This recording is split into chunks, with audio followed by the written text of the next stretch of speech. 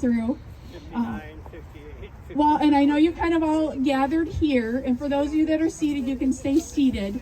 But I am going to say for us to start, if you go, well, you kind of can see, but if you shift this way, because we have the flag, and then I'm actually going to have everybody go over to the bench. I'm going to stay here so you can hear me, but we're going to go over, we're going to do a dedication of the Legion bench, and then I'll get to the rest of the program. So tonight's event is going to be, and I hope keep you a little warmer, even though we're a lovely evening.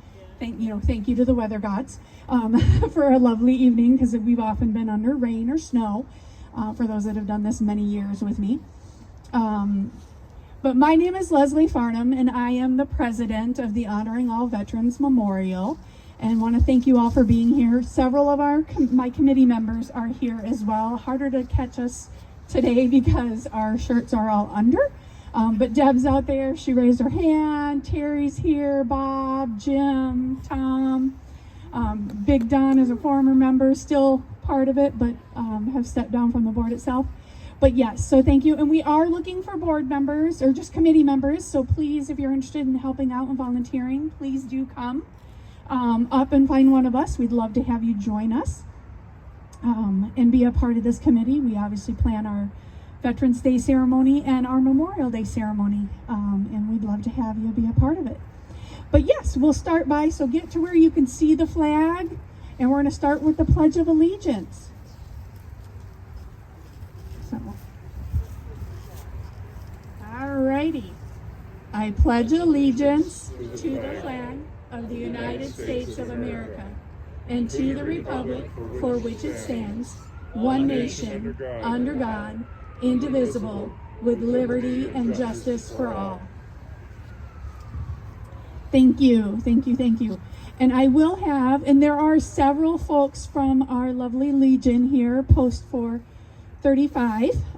But yes, if we kind of go over, we're going to dedicate, so I'll have everybody walk over to, and they so kindly brought all of their flags. And on the plaque, it does recognize all of their, thank you, all of their different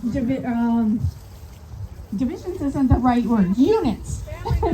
Yeah, family members, and the family members, thank you. And I am part of the auxiliary, and my brain was not working. So, Sons of American Legion, the Riders, the auxiliary, the ladies auxiliary and things. But I do want to share, as we dedicate the bench to American Legion Post 435, I want to take a moment and share some of the history about our lovely Legion with you.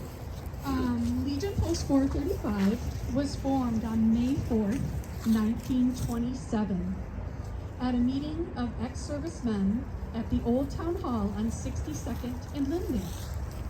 15 ex-servicemen from World War I were required to sign the temporary charter to start the post. During these early years, the post met in the basement of the Mayflower Congressional Church in a building known as Town's Edge Hall. Executive committee meetings were held at various members' homes. Judge Joseph Pithros was commander when the permanent charter was received, and that was dated and signed on July 15, 1937. Pardon me, 35. In 1941, the membership voted to add the name Minneapolis to the post name, thereby becoming Minneapolis-Richfield Post 435. And this came about because most of the members lived in the area of Richfield that had been annexed by Minneapolis in 1927. The charter members had chosen a place named Richfield as the post name rather than one of their comrades because they didn't want to slight anyone. There were a wealth of World War I heroes to be chosen from in the area, and they felt that to choose one would slight the family of any other. So therefore, Richfield was neutral. 2 years later, in 1943, the membership was able to realize a dream. Through the financial backing of a Post member, Dave Good, they were able to actually purchase the night spot known as Jensen's on 6430 Nicollet. And that became the first official Post. Over the years, the Post continued to grow, both in the building remodels as well as in membership. Most notably in 1955, under Ed Wieben, Vice Commander and Membership Chair. Now, Ed was a local radio and TV personality, so I think this helped with what I'm about to share. Because as the membership chair, he initiated the 1,000 or bust. They wanted 1,000 members. And as a result of his efforts and the whole Post, they achieved well over 1,000 members by 1955. And they had the largest mass initiation of the Legion members ever held in Minnesota. And it took place on February 21st, 1956, where 500 members were sworn in. They used the Richfield High School auditorium to do that. Now, with the growth of membership and a new Post home, they needed a new Post, so they went from Nicollet and then they bought a spot on 6501 Portland, right here, 6501 Portland. And that was dedicated on March 20th, 1957. With that building, they were able to add in food service as they started, and they also started the gun club, a Toastmasters club, and a firearm safeties program. And by June 1959, there were 2,000 Post members of Post 435. In 1962, through fundraising efforts and donations, they expanded the building just south of us. They added a kitchen, purchased land for a gun club south of town, and by 1975, more growth to the building happened. And it was expanded to include the dining room, a bigger kitchen, the permanent offices for Legion and the management of the building. They added a TV room, the activities room, the game room, and the new entry and foyer and coat room that we've all experienced if you've been in the Legion. Sadly, there was some misfortune that happened with the finances, and the building was sold last year. But membership continues on. A building does not make a Post, the members do. And I want to commend all those here tonight as we dedicate this bench and know that Post 435 lives on. Thank you all. And any Post member that would love to thank you. There are several here. I know, Bob, if you want to come up and say anything, you are the president or commander of the Sons of American Legion and my vice president to this board. So if you want to come up and say anything, I know our auxiliary president is here. I welcome any of you to come up and share, and any Legion members. My husband is a member. We are very proud of the history of this Legion. I'm actually the vice president of the SAL. I'm also the vice president of the Honoring All Veterans Memorial Board. And I'm just proud to be standing here and see that the American Legion Post 435 was able to donate this bench to our memorial. And I just want to thank all the members and all the family of the 435.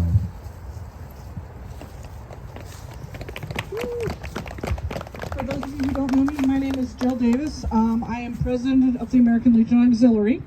We are still going strong. We are still active. We are still distributing poppies. We are still having our famous omelet breakfast. Just relocated at Post 99, which is off of 34th. Anyway, so you're welcome to come back out.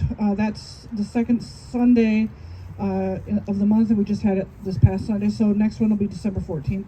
Little plug for that. Thank you for coming out. That building, it was a wonderful place, but it doesn't make it who we are. We are 435 proud. We continue to support our veterans and the programs that the American Legion does. Thank you, Jill. Anyone else want to share any words? We're very proud and grateful, as Bob said, for the bench. They did donate and help the memorial. We're still paying down our debt. Donations are always welcome. That's in there, but we are very pleased and able to honor the post and have that there for them always. Anyone else want to come up and say? You are welcome to.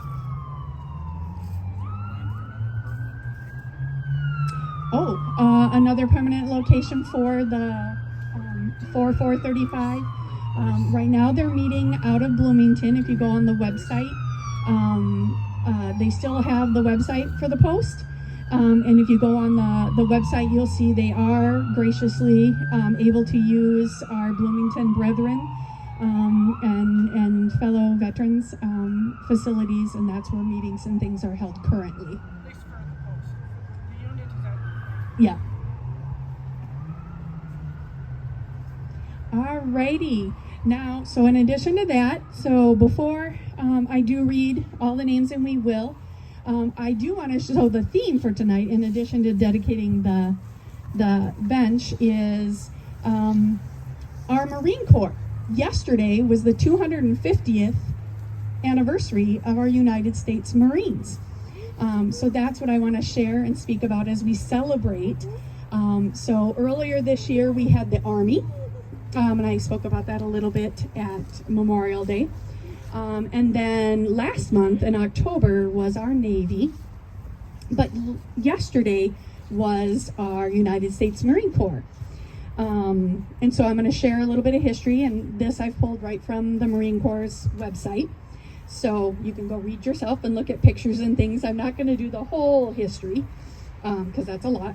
But I'm going to do the early years and things and how it was formed. But yeah, so for 250 years, the United States Marine Corps has served honorably in every clime and every place. And they were founded on November 10th in 1975 in Philadelphia, Pennsylvania. They have fought, and I'm going to share a little bit about this, and we know it in their song, which is part of on the wall behind me. From the shores of Tripoli to the halls of Montezuma, and the valleys of Afghanistan. But they are always ready when the nation is least ready, that they go out and defend us. Our Marines come from all walks of life. And as they like to say, they are forged out of the fire of the crucible, turning everyday citizens into adaptive warfighters with problem-solving skills and vigilance, and a willingness to win against any adversary. So yes, they take their commitment to serving our country very seriously, and no matter their ranks or where they are, they stay true to the uncompromising standards of their core values, which are honor, courage, and commitment. And I would say that's true of any service member of any branch. So any of you that have worn that uniform, they serve their nation and the Corps through their lived examples of the ethos on leading the way in their businesses and their communities, and they embody the spirit of once a Marine, always a Marine. So here's a little bit of history of their founding in those early years. So it was the Second Continental Congress meeting in Philadelphia on November 10th, 1975, and they passed the resolution that 2 battalions of Marines be raised for service as landing forces with the fleet, and that fleet being the Navy that had been installed just a month prior. But they asked for 2 battalions of Marines to join the fleet. Now, this resolution established the Continental Marines and marked the birth of what we can now call the United States Marines.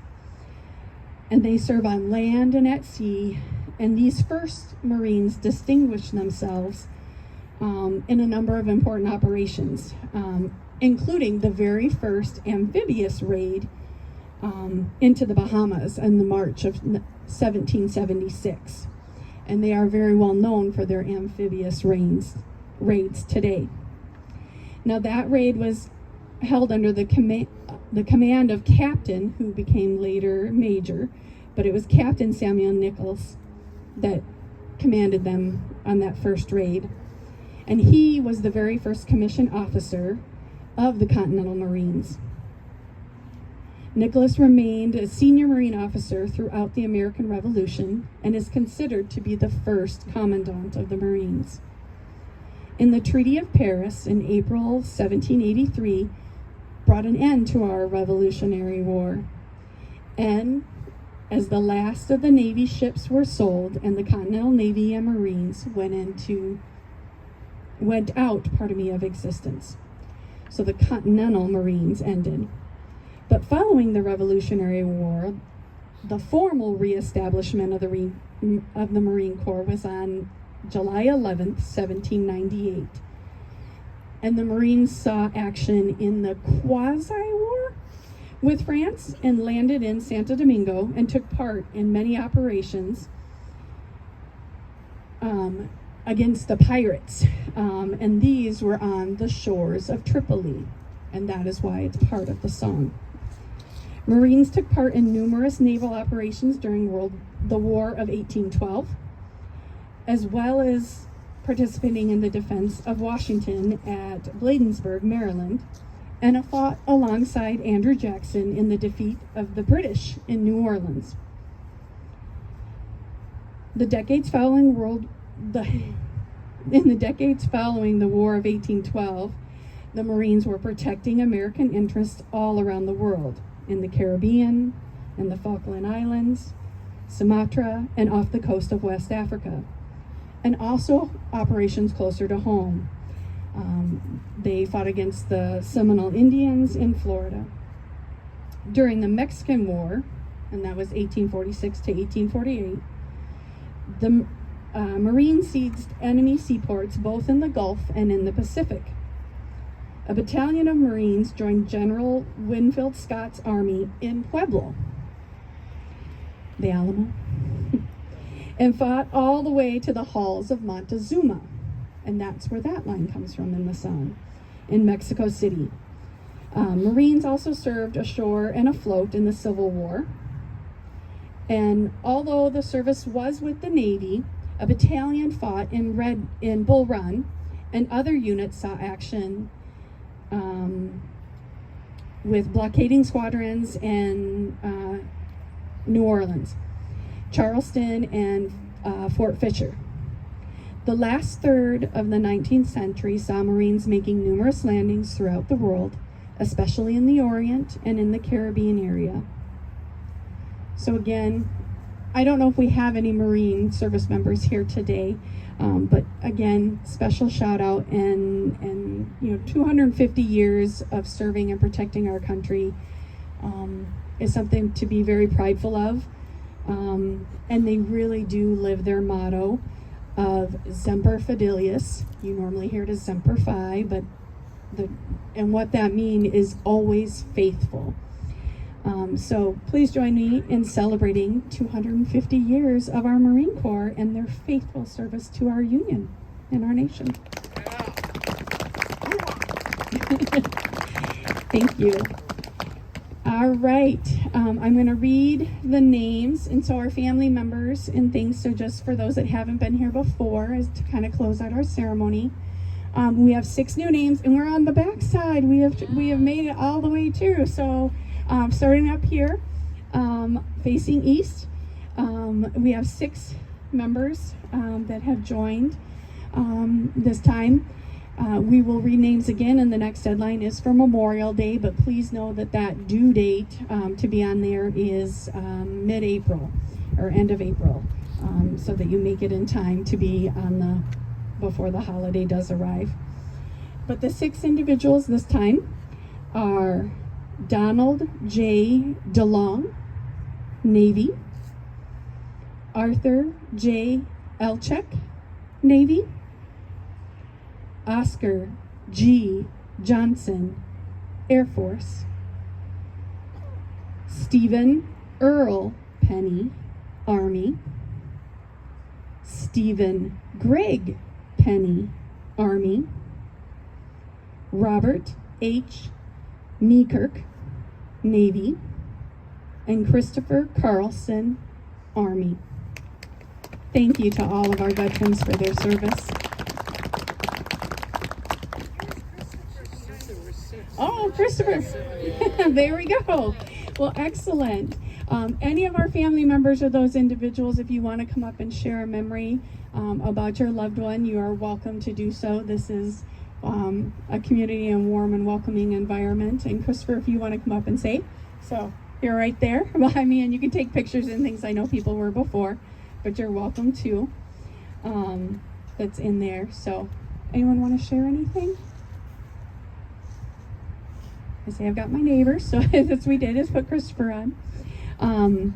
We're going to light the cannons and family on that as we kind of close. Plug your ears. Yeah, plug your ears. So to close out our Veteran Day ceremony, we're going to have a volley of three cannons that will be lit. And then we'll play taps on that. And after, when the volley and taps happens, then there's silence. So I'm going to thank all of you now for coming and attending and being a part of this. The committee and I will hang around. I do have some of our hats with, so if you'd like to purchase one, come see me. I brought a few with. So our beanies for the cold. But thank you so much for coming tonight and honoring our veterans. And hope to see you in May for our Memorial Day.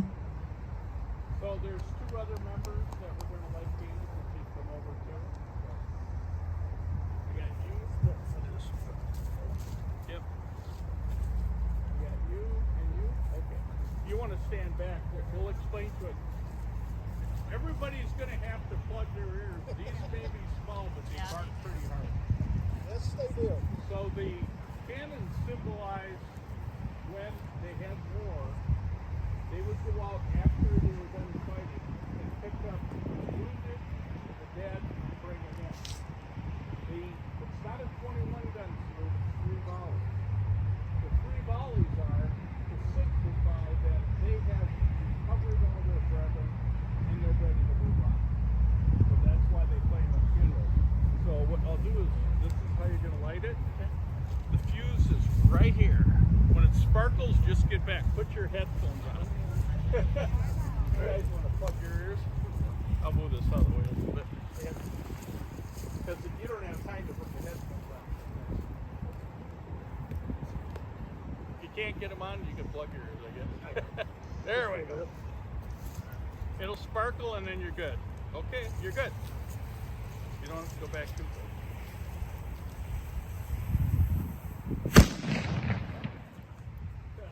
Okay. Boom! Yeah. You want to give her the headphones or the earbuds? So don't be scared of it. It's all out there. So you'll push this and the little flame and you're going to light the little green fuse here. And you're good, back up.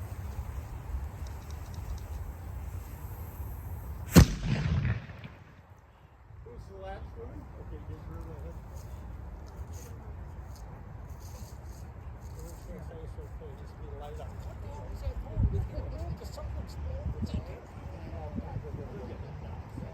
They might be pushed up. So what she did is she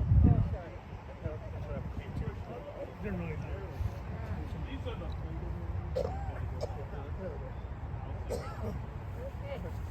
okay, push that to light it and